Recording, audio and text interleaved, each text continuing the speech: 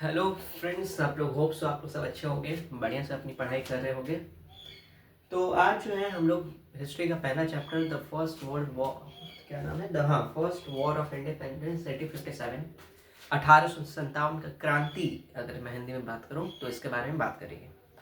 Organic chemistry का एक video मैंने डाला है, उसको कंप्लीट करना बाकी है, उसको भी कंप्लीट करवाऊंगा।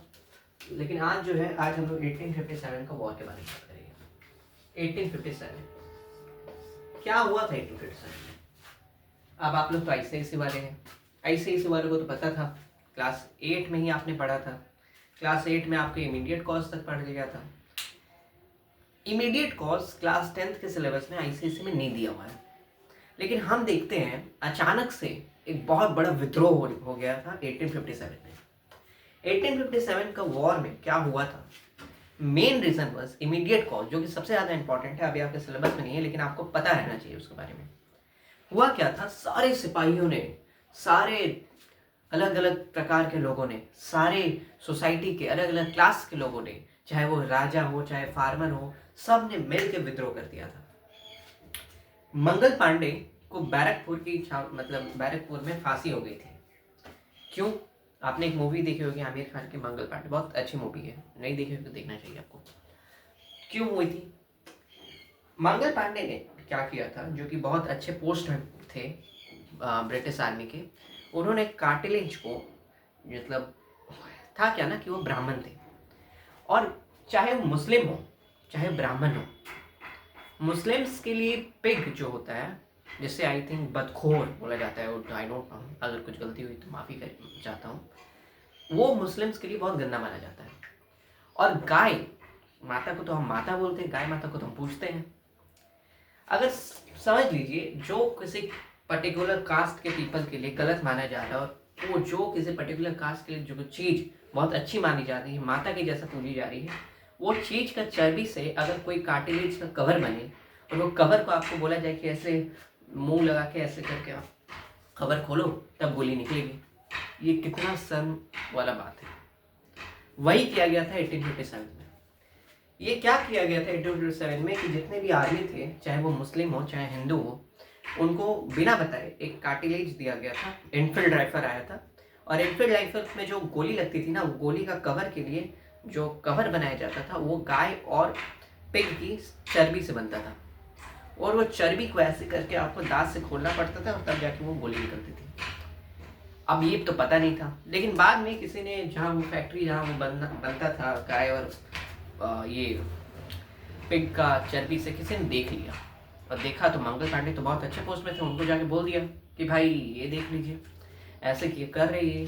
पहले तो मंगल पांडे ने विश्वास नहीं किया, थोड़ा दिन बाद उन्होंने खुद ही अपनी आंखों से देखा कि भाई ऐसा हो रहा है। वो गए, और मैं बहुत ज़्यादा डिटेल में नहीं बताऊंगा क्योंकि immediate not in your syllabus, बहुत ज़्यादा बोलने लग जाएगा भाई आउट ऑफ सिलेबस पढ़ा रहे हो। तो वो गए, और जब उन्होंने देखा तो बोला ये तो बहुत गलत बात है।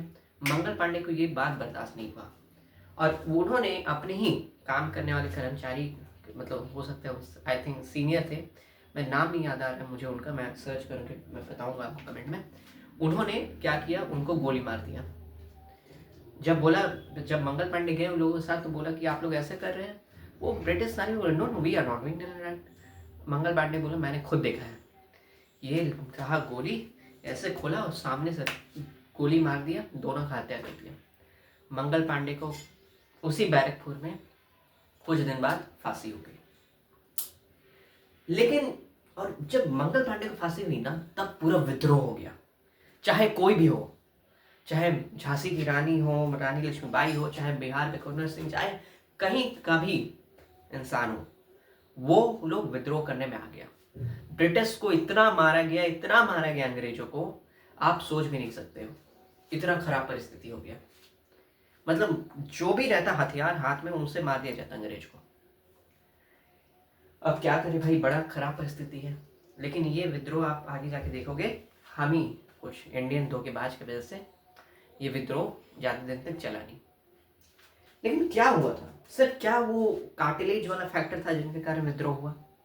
सिर्फ वो उसकी बात के लिए हुआ था विद्रोह? नहीं।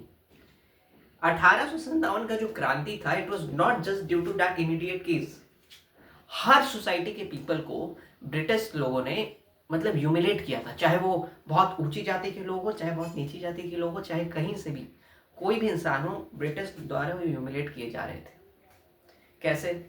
सबसे पहले अगर आप पढ़ोगे पॉलिटिकल केस, तो सबसे पहले इन्होंने क्या किया था, पॉलिसी ऑफ एक्सपेंशन, अपना राज्य बढ़ाना है इनको। उसके लिए इन्होंने बैटल ऑफ प्लासी किया, अलग अलग बैटल्स लड़े, अलग अलग वॉर लड़े। एंग्लो सिख वॉर हुआ, एंग्लो मराठा वॉर हुआ, आप उसके बाद बैटल ऑफ बक्सर हुआ, है ना। तो अलग अलग वॉर इन्होंने लड़ा। उसके बाद इन्होंने एक क्या किया, एक सब्सिडियरी अलायंस किया। सब्सिडियरी अलायंस ने बोला कि देखिए ब्रिटिश को जो है आपको सुप्रीम मानना पड़ेगा, और जो भी आपके अंदर अगर इंडिपेंडेंस है आपका, वो छीन जाएगा। हाँ, ब्रिटिश को सुप्रीम मान रहे तो इंडिपेंडेंस छीन ही जाएगा। और एक बात है कि जो आर्मी होगी उसको भी आपको रखना होगा और खर्चा देना होगा, मतलब सब कुछ जो है वो ब्रिटिश के अंदर होगा। सब्सिडियरी अलायंस ये कहता था। और एक चीज है, इन्होंने डॉक्ट्रिन ऑफ लैप्स लाया।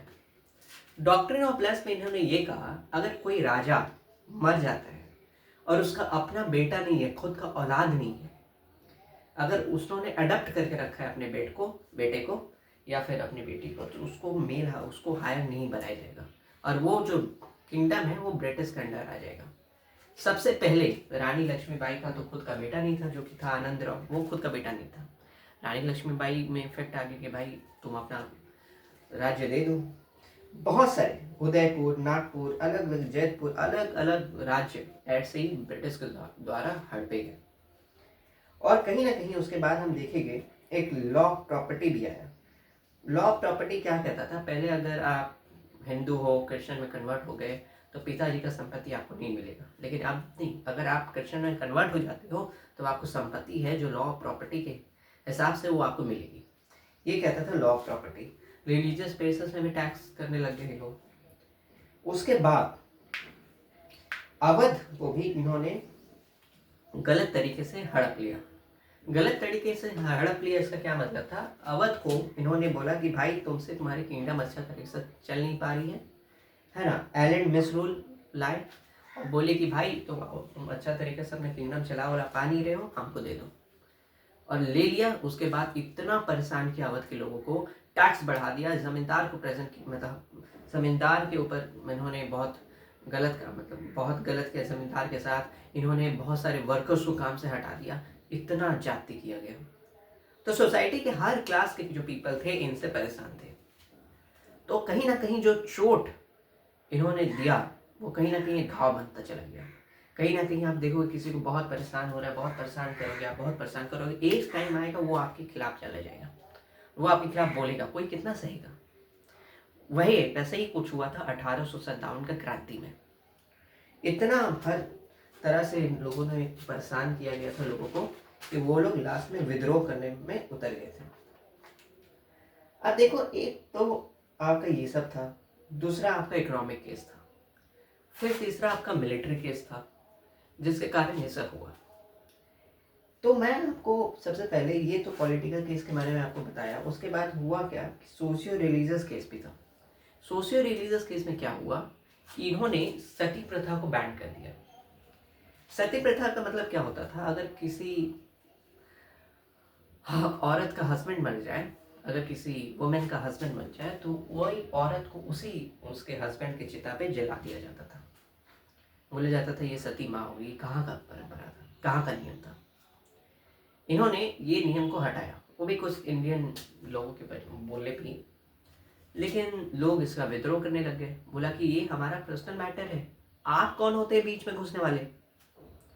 वीओ रीमैरिज उन्होंने अलाउ कर दिया, किसी औरत का अगर पति मर जाता है तो फिर से शादी कर सकती है। इसके कारण भी इंडियन लोगों ने विद्रोह किया। इन्होंने क्या किया कि अगर किसी ट्रेन जा रहा है, ट्रेन में मान लीजिए अगर आप, पहले तो क्लास बहुत चलता था, अगर आप नीचे ब्राह्मण हैं और ऊपर कोई, मतलब मान लीजिए कोई नीच जाति का इंसान बैठ गया, तब भी लोगों को बुरा लगने लगा कि भाई नीच जाति का इंसान हमसे ऊपर बैठेगा क्या। तो ये सब जो केस था, ये सब ब्रिटिश के खिलाफ खड़ा होता चला गया। तो कहीं ना कहीं आप देखोगे जो 1857 का विद्रोह हुआ वो यही सब कारण की वजह से हुआ।